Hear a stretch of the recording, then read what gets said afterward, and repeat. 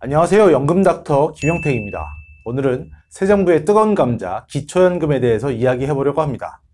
영상 썸네일에서 보셨던 바로 그 제목, 부부합산 소득 월 300만원인데 기초연금 받을 수 있나요? 인데요. 정답은 뭘까요? 받을 수도 있고 못 받을 수도 있다입니다. 어떤 분이 이런 질문을 하시더라고요. 제가 65세가 넘었는데요. 아직 일을 하고 있어요. 저희 아내도 일을 하고 있는데 둘이 합하면 300만원이 좀 넘으니까 기초연금 못 받는 거 아닌가요? 그분들이 이 영상을 미리 보셨다면 질문을 안 하셨을지도 모르겠습니다. 이분들에게 기초연금 기준에 대해서 설명을 드렸고, 지금은 기초연금 신청을 하셔서 두 분 다 받고 계시고 일도 계속하고 계십니다. 노후에도 돈을 벌 수 있는 가장 좋은 수단은 일을 해서 버는 것이고, 또 그럴 수 있다는 건 건강하다는 것이기 때문에 감사한 일이죠. 기초연금 때문에 일을 그만두는 사례는 없어야겠습니다. 받고 못 받고의 핵심은 이 소득이 근로소득이냐 사업소득이냐에 따라서 달라지는데요. 근로소득이라면 받을 수 있고 사업소득이면 안타깝게도 받을 수 없습니다.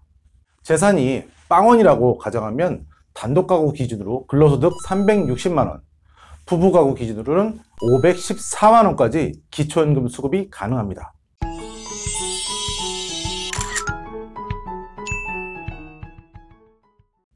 영상을 보시면서 궁금한 점이나 연금, 금융 관련된 상담을 원하시는 분들은 위에 연락처로 연락을 주시기 바랍니다.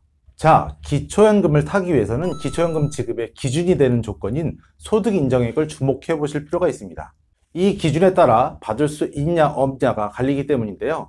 이 공식 중 2번 재산의 소득 환산액은 가정하지 않은 상태로 1번인 소득평가액만 봤을 때 부부합산 소득이 300만원이 넘었기 때문에 기준이 안 된다고 생각하실 수 있습니다.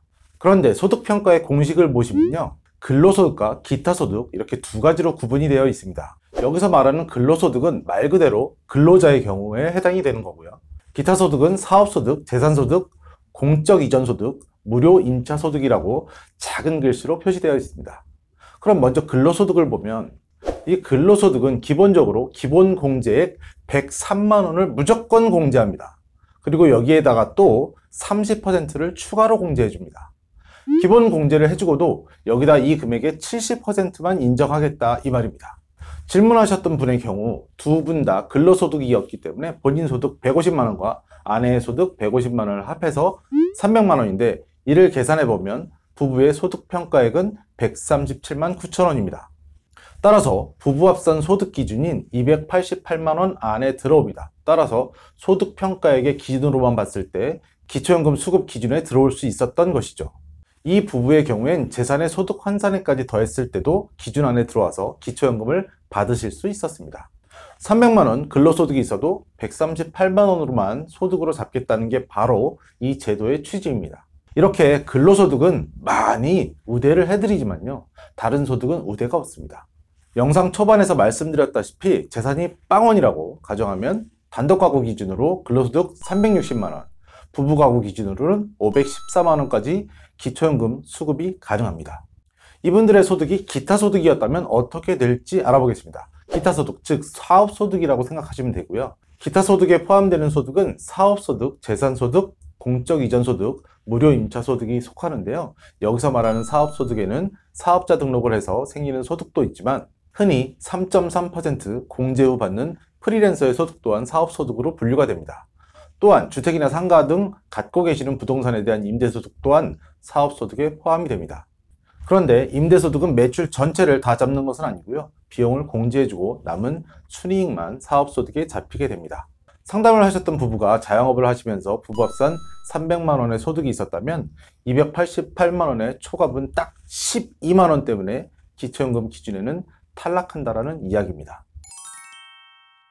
자, 오늘은 문의 주셨던 부부의 사례를 들어 부부합산 소득 300만원일 때 기초연금 받을 수 있나요? 에 대한 답을 드려봤습니다. 이와 같이 복잡하고 어려운 계산 하기 힘드실 텐데요. 연금닥터에게 문의 주시면 복잡하고 어려운 계산까지 도움을 드릴 수 있도록 하겠습니다. 연금, 금융에 관한 문의는 위에 연락처로 연락을 주시기 바랍니다. 다음 시간에는 10억짜리 집을 가지고 계신 분이 기초연금 받을 수 있는지에 대한 궁금증을 풀어드려 보도록 하겠습니다. 연금이 숙제가 아닌 축제가 될 수 있도록, 은퇴가 골치가 아닌 잔치가 될 수 있도록 연금닥터 김영택이었습니다.